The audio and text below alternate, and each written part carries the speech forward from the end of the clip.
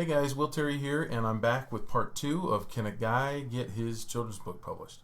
I got to thinking about the title, and I realized that it might be taken out of context. Some people might think, am I saying that can a guy, like in a male gender thing, get a picture book published instead of a female? That's not at all what I was saying. I'm saying, can this guy get his children's book published? So that's what I meant by that. Actually, I didn't even read if anybody called me out on that. It's just I started second guessing the title a little bit.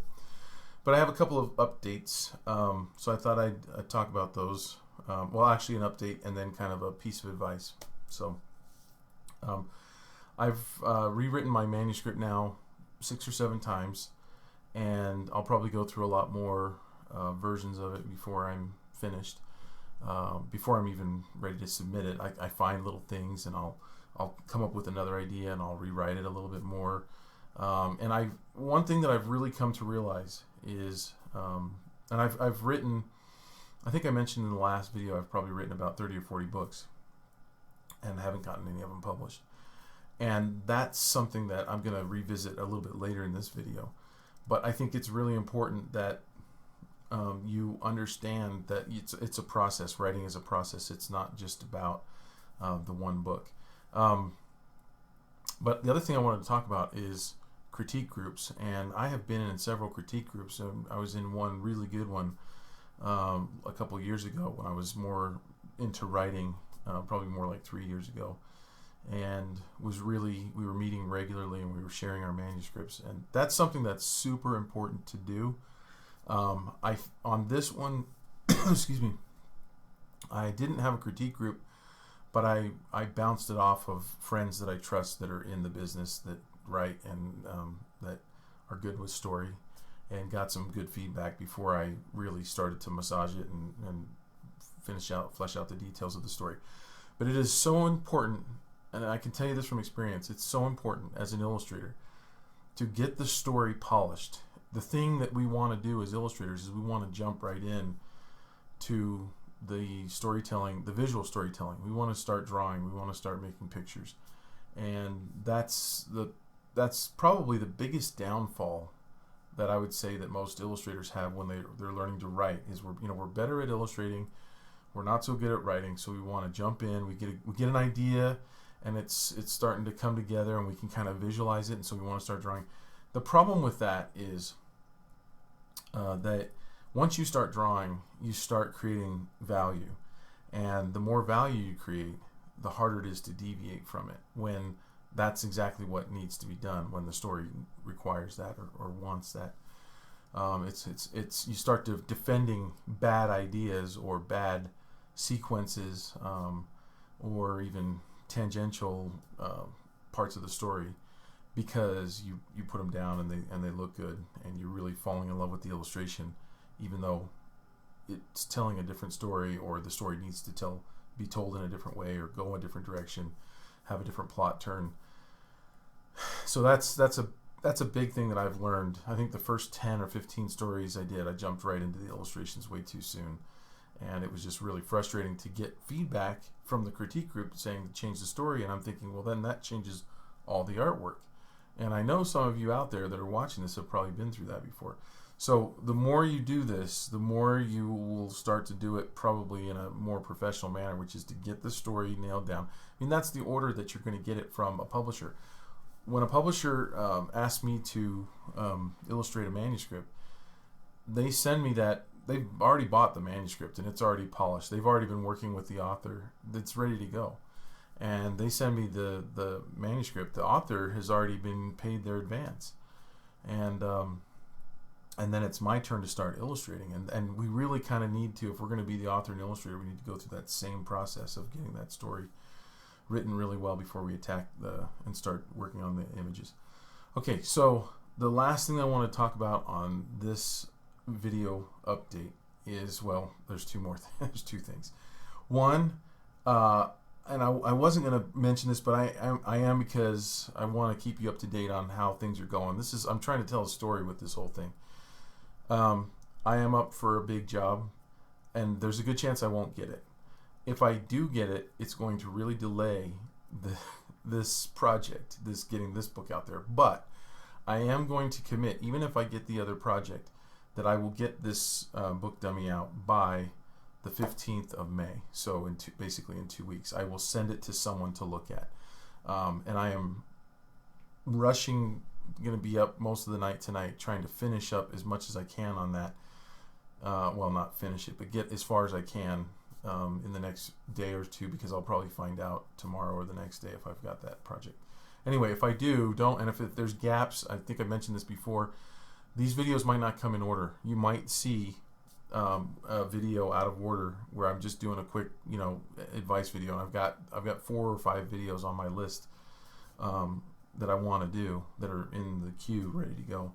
And I might jump on one of those if I don't have any more updates on this for a little while. But anyway, just kind of keep you up to date on that. So the thing that I want to talk about, the main thing on this video, I want to talk about something that I'm going to call the safety zone of nothingness. Okay, the safety zone of nothingness.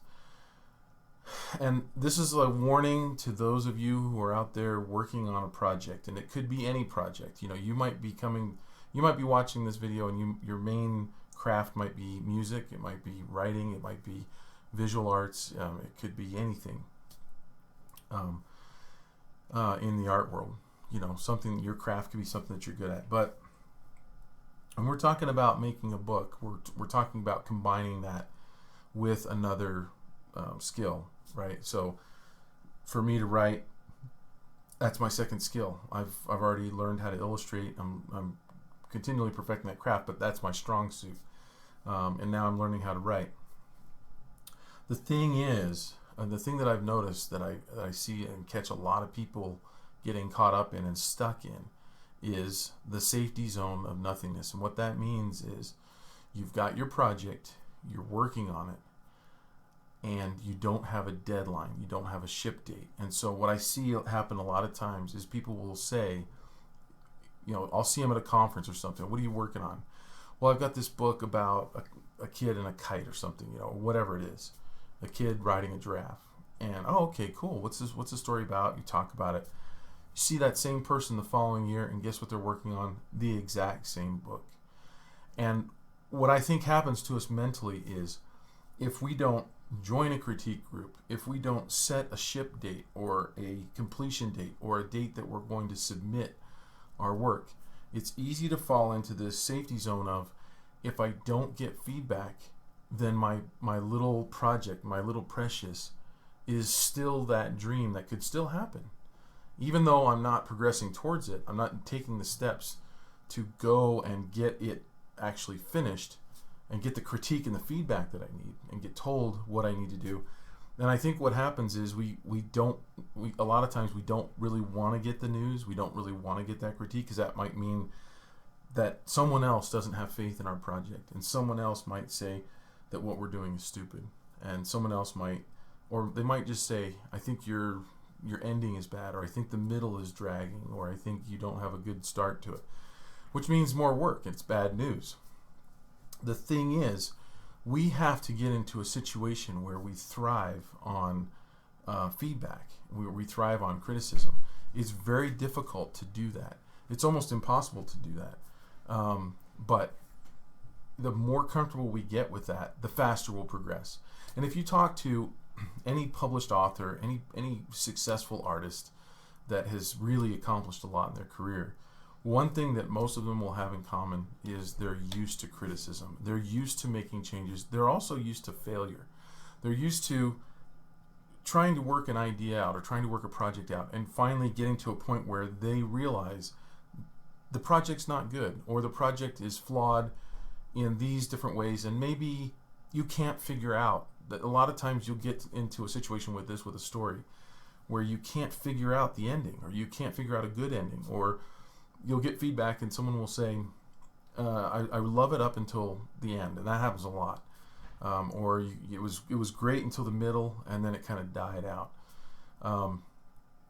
The truth is, with writing, the beginning is usually easier, the ending is also usually the second easiest, and it's the middle that's the hardest. And that's actually a problem that I had with my story.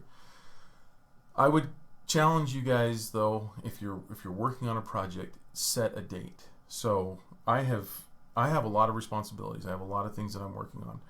And what I'm going to do is I'm going to flesh out this idea and get it to a point in the book dummy, which I'll show you some of that. Not in this video, but in a future video, where I'll show you some of the sketches. The ones that I can't show the whole thing, but I'll show you the level of finish that I'm going to. It's not that finished, but you will be able to tell exactly what's going on in the pictures. The idea is when you send off a book proposal to an author or an editor or an art director or an agent, that they can tell and they know exactly what kind of style you're going to finish it in, because you're going to do 1 to 2 illustrations from the interior completely finished. And if you do more than that, it's gonna be the mark of an amateur, because people that are busy, people that are professional, they don't have time to flesh out a whole book if they don't have a book contract, and they also know that there's a good chance that artwork's going to be changed by the editor or by the art director. There's going to be some revisions asked for. And so it makes you look kind of silly if you're finishing more than 1 or 2 pieces in a book. And you'll hear that from editors and art directors at conferences all over the world. That's almost just a pat answer that they have. So to deviate from that, to not send in any finished work, that's going to leave questions in their mind like, well, what's it going to look like? I mean, I can look on this person's portfolio and I think that's what they might be thinking of. They want confidence. Again, remember, it costs a publisher anywhere from $25,000 to probably $100,000 to publish a children's book, to print one, to just get it printed. It's a lot of money that they're laying out there. And so if they're going to be willing to lay that money out there, they've got to hedge their bets. They've got to know, they've got to be reasonably assured and have insider information that their horse is the fastest, is the most healthy, is going to win the race, and that they're going to get exactly what they're looking for and even better. So these are a lot of the things that we talk about in the children's book class at svslearn.com. This is my little shameless plug, sticking it in there. But anyway, that's the counsel that I wanted to give you, is make sure that you have a start, or that you have a finish date. When you're going to get it done. Now, you might be in a situation where you don't know how much time you're going to have, because maybe you've got other responsibilities. Maybe you're a stay-at-home mom and you've got a family to look after. Maybe you're a student. Maybe you have a crazy workload schedule at work. Whatever it is, and you just don't have that much time to devote to it. What I would suggest then is start working on it and see how much time it's taking you to get certain parts of it done, and then make a projection and set a date based on that projection of when you think you can have it done, and really try to meet that and make that date. And the thing is, what you will do is when you make a deadline like that, you're training your brain and teaching yourself through the self-affirmations that you don't even know you're making to yourself, that I can do this, I can accomplish this by this deadline. That's why I know I'm going to get this done by the 15th, whether I get this other project or not. If I do, it's going to make it hard, but I'm still going to get it done. It's just the way that I run, and I know that I can do it because I've done it before. So anyway, looking forward to the next update. I hope this has been helpful, and I will see you on the next video. Don't subscribe unless you want to see more of the same.